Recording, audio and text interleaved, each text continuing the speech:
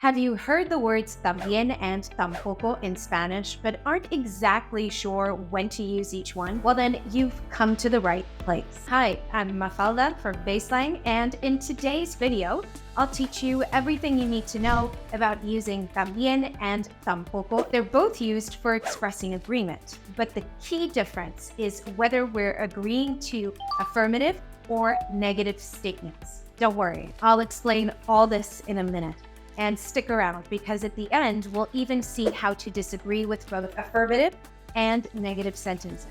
But first, make sure to check out BaseLang.com, where you get access to unlimited one-on-one Spanish classes with native-speaking teachers online. All right, let's get started with a breakdown of también and tampoco in Spanish. We'll start with también.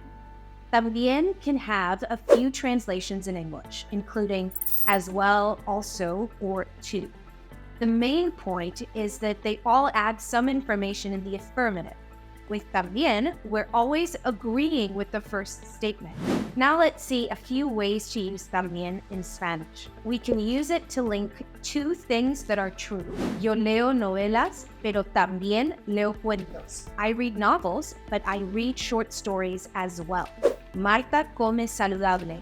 Yo también. Marta eats healthily. Me too. If we want to highlight similarities between two things or situations, we can use también. ¿Tú estudias español? ¡Qué coincidencia!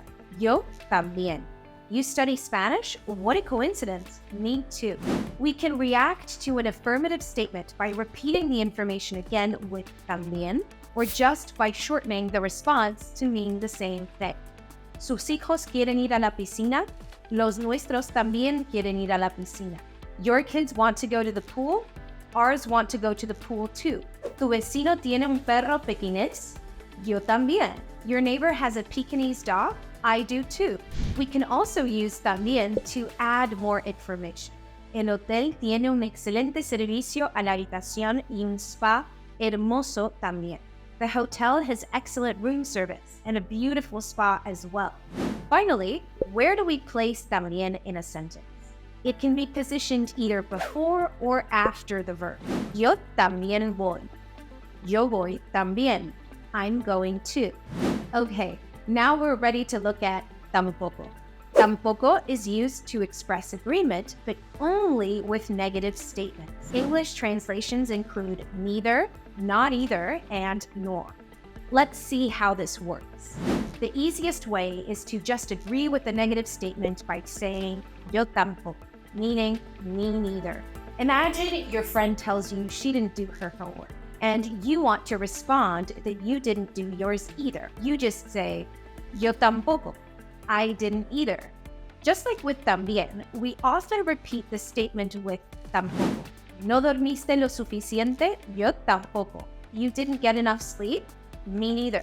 If you're familiar with using the double negative in Spanish, we also have the option of using it with tampoco. Martina no va al cine hoy. Yo no voy tampoco. Martina is not going to the cinema today. I'm not going either. No he aprobado el examen de matemática, ni tampoco el de lengua. I did not pass the math exam, nor did I pass the language exam. All right, now do you see how to use both también and tampoco to agree with affirmative and negative statements? Nice job. Before we go, I just want to touch on how we can disagree with statements since we can't use también or tampoco in those contexts. What if someone tells you something in the affirmative, but you want to answer the opposite? Well, in Spanish, we just say no after the person who disagrees. Your boyfriend speaks English. My girlfriend doesn't. Tu novio habla inglés. Mi novia no. Maria is vegetarian. Juan isn't. He loves grilled meat. Maria is vegetariana. Juan no. Le encanta la carne asada. Okay, so what if we disagree with a negative statement? We do the same thing, but using sí instead, which is the Spanish word for yes. Your girlfriend doesn't speak English. Tu novia no habla inglés. Mi novio sí. Maria doesn't like meat. Juan does. A Maria no le gusta la carne. A Juan sí. Easy, right? Well, there we go. Between using también and tampoco for agreeing with affirmative and negative statements and using no and sí for disagreeing, you're now ready to go out and engage with Spanish speakers in all sorts of discussions. And remember, if you want to practice these in a real conversation, make sure to check out BaseLang.com, where you get access to unlimited one-on-one Spanish classes with native speaking teachers via Zoom. If you want to read more on this topic, our blog post on También and Tampoco is linked below.